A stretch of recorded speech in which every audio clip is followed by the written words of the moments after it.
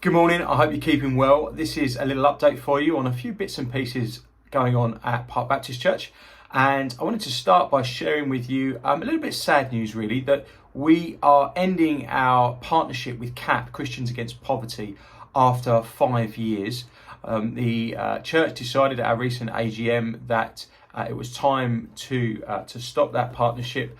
And the reason really is sadly down to a lack of volunteers to help with befriending our clients. It's not due to a lack of clients or a lack of need, unfortunately. So we're just really not in a position to be able to continue to do that properly, really, and to do that justice. So we're going to be ending that at the end of this month.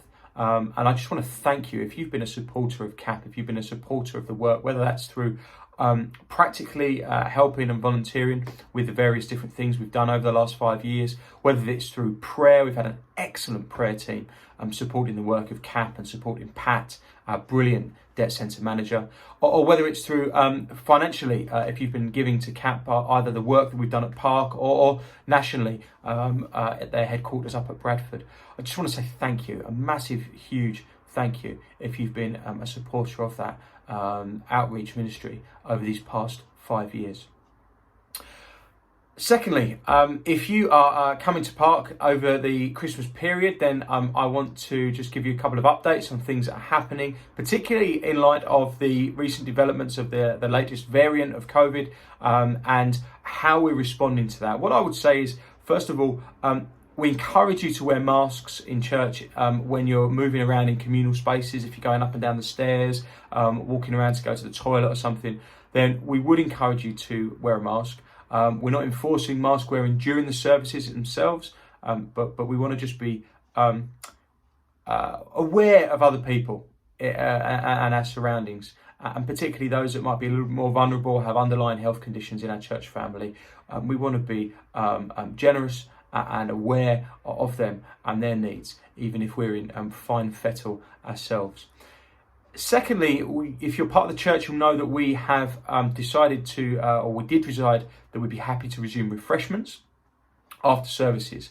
But our leadership team meeting this week, it was agreed that actually right now this Sunday is not the right time to resume refreshments when cases are on the increase, and particularly there's still uncertainty as to how more severe this particular variant Omicron is. So we're going to wait. The Prime Minister has said in a couple of weeks they'll have a better picture nationally of what's happening and the nature of this variant. And so we're going to wait until some further guidance is issued by the government before we resume refreshments after church. I know that'll come as a bit of a blow to some of you that are really looking forward to that. I was certainly one of those people. But we want to be responsible. We want to be cautious in what we're doing, and actually right now is probably not the time to be relaxing the rules and what we're doing, and so we're going to be holding off on that. We'd love it if the Sunday before Christmas we were able to have some mince pies and refreshments after the service, so we're going to review things before that last Sunday before Christmas to see whether that might be a safe and responsible thing that we're able to do. So that's a couple of COVID related updates for you.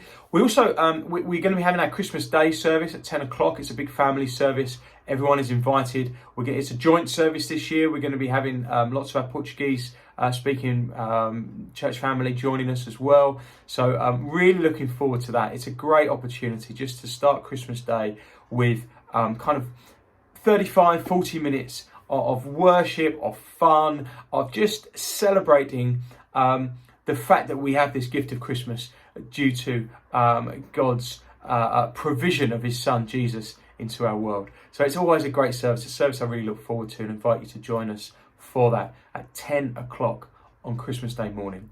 There won't be a service on Boxing Day on Sunday the 26th of December, so please don't turn up to church on the 26th of December because I won't be there, and the doors will be locked, the lights will be off, and no one else will be joining you. So that's just a reminder, there is not a service on Boxing Day morning. The Sunday after that, 2nd of January, church normal time, 10:45, we're going to be having a testimony service, a chance to look back at what God has done in our lives over the past year and look ahead and think about what we're going to be praying into 2022. So if you would like to share, it can be just 60 seconds or a couple of minutes of testimony about what God has done in your life over these past months, then I encourage you to do that. Sue Robinson is the person to talk to. She's going to be coordinating that service for us. And if you're watching this on Facebook or YouTube and you don't know her contact details, stick a message below. I'll get in touch with you and put you in touch with Sue, and you can plan that out. So I'm really looking forward to hearing some stories of God's goodness, of God's provision in the life of our church family on the 2nd of January. What else have we got? Oh yes, finally we've got the living room, which is our night shelter to the homeless and rough sleepers in Great Yarmouth, is resuming in a slightly different way this winter.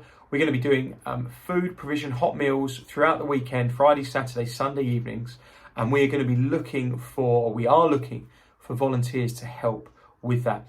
You haven't got to provide all the food from scratch, but it's just some help with heating, preparing and serving the food and washing up afterwards. It's all being done this winter over at Minster Mission Pathways Cafe, and that's on Admiralty Road if you don't know it. Government guidelines have prevented us opening at multi-sites as we normally would, so everything's being run from Minster Mission. If you'd like to be involved and volunteer in that in some way, please speak to me again and I'll put you in touch with Polly, who's our volunteers coordinator at the living room. I think that's enough updates for 1 week. I really look forward to seeing you if you're going to be around in person on Sunday. Usual service time, 10:45 at Park Baptist. Otherwise, hopefully see you at some point over this Christmas period.